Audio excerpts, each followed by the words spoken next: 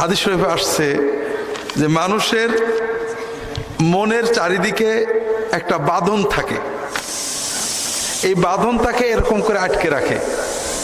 যখন সে দান করার সিদ্ধান্ত নেয়, দান করে, বাঁধনটা কাটতে কাটতে সে স্বাধীন হয়। আর যখন দান করে না, ওই বাঁধন পরা অবস্থায় সে থাকে। অন্য হাদিসে আসছে, রাসূলুল্লাহ সাল্লাল্লাহু আলাইহি ওয়াসাল্লাম বলছেন, প্রতিদিন সকালে আল্লাহর দুজন ফেরেশতা জমিনে আসেন। একজন বলেন, আল্লাহ যে দান করে তার তুমি যেটুক দান করলো আরো বেশি তুমি দিয়ে দাও। আর একজন বলে, আল্লাহ যে দান করে না, জমায় রাখে, তার জমানোটা নষ্ট করে দাও। 3 নম্বর হলো, বাস্তবতা হলো কি জানেন, আমি নিজেও চাইতে পারি না, আলহামদুলিল্লাহ আমারও কিছু প্রতিষ্ঠান আছে, আল্লাহ চালান। তো বাস্তবতা হলো যে আল্লাহর কোনো কাজ বসে থাকে না, থাকে নাকি? থাকে না। নৌকা যাবেই, আপনি নৌকায় চড়লেন কিনা এটা হলো কথা। আপনি একসময় চলে যাবেন, মসজিদের জায়গায় মসজিদ থাকবে। আপনি বেঁচে থাকতে মসজিদে নামটা লেখানোর চান্স পেয়েছেন কিনা এটা বিষয়। মসজিদ কিন্তু হয়েই যাবে, নাকি বলেন? দেখছেন বাংলাদেশে কোনো মসজিদ পড়ে আছে 10-20 বছর বয়স হয়েছে, হয়নি এমন আছে নাকি? আসছে দেখছেন কোথাও? না। কিন্তু আপনি, দুনিয়ার খাতা বড় নয়, আল্লাহর খাতায় নামটা আপনার লেখা হয়েছে কিনা যে এই মসজিদে আপনার টাকা আছে, এই সুযোগ আপনি নিতে পেরেছেন কিনা, এই সৌভাগ্য আপনি অর্জন করতে পেরেছেন কিনা, এটাই হলো বিষয়। নৌকা চলে যাবে। আমি অনেক মানুষ জানি, ক্ষমতা যখন ছিল কিচ্ছু করেনি, ক্ষমতা চলে গেছে খালি আফসোস করে। অনেক মানুষ জানি, টাকা যখন ছিল ভালো কাজ করেনি, টাকা এখন নেই, কত চিন্তা করে। তৃতীয় বিষয় হলো, আসলে আল্লাহকে দিলে আল্লাহ দেন।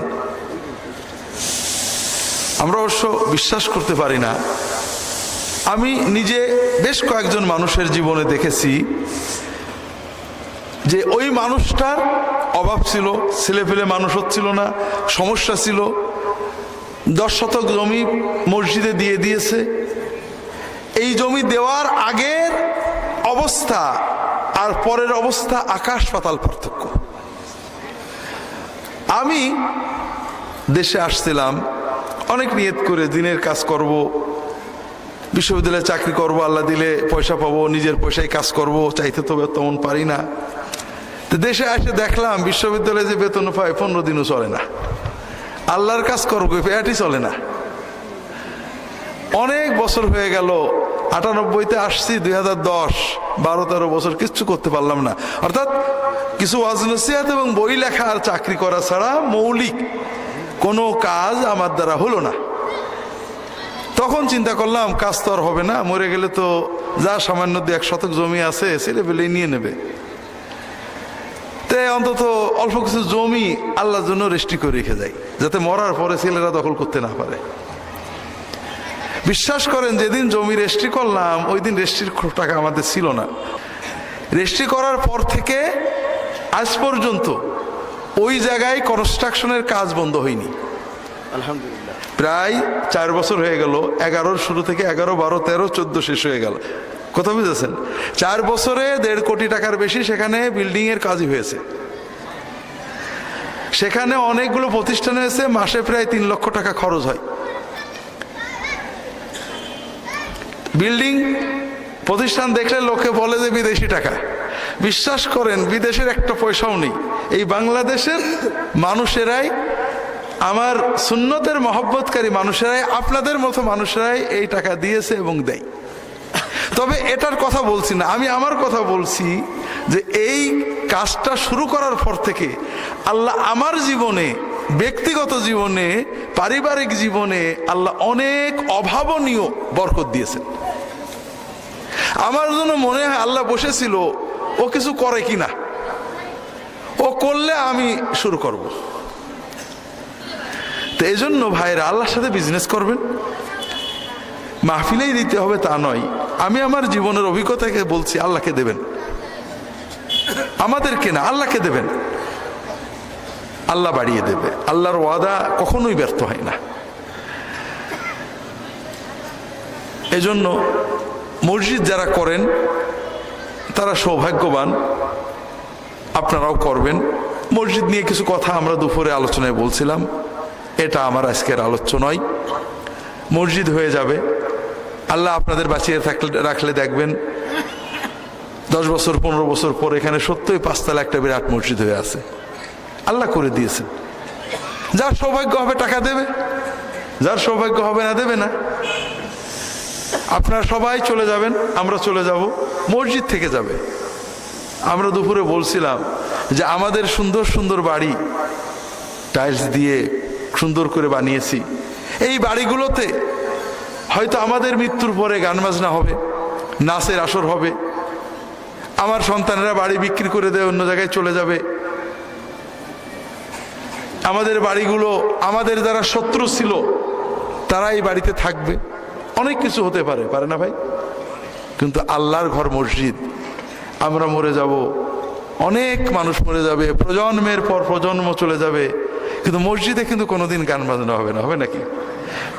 মসজিদ কিয়ামত পর্যন্ত প্রজন্মের পর প্রজন্ম এমন কিছু মানুষ আসবেই আসবে যারা মসজিদকে সংরক্ষণ করবে। আর আল্লাহর খাতায় ওই আপনারা যারা প্রথমে দিছিলেন তাদের নামগুলো লেখাই থাকবে। প্রজন্মের পর প্রজন্ম চলে যায়, দুনিয়ার মানুষ আমরা আসলে মনে রাখি না। আমরা বাবার নাম জানি, দাদার নামও জানি, দাদার দাদার নাম জানেন এখানে কতজন? ঠিক না?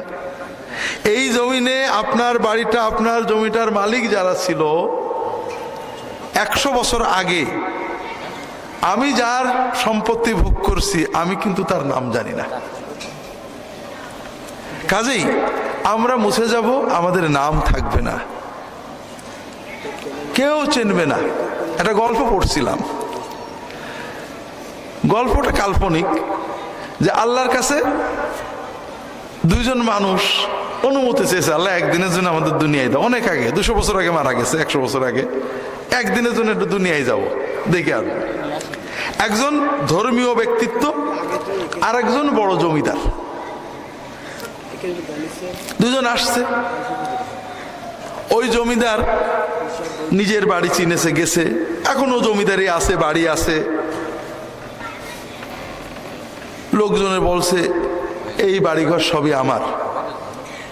লোকজন শুনেছে, শুনে লাঠি ছুটা নিয়ে মারতে এসে, যে বলে কি ডাকাতে গেছে, ভয়ে পালিয়ে চলে গেছে।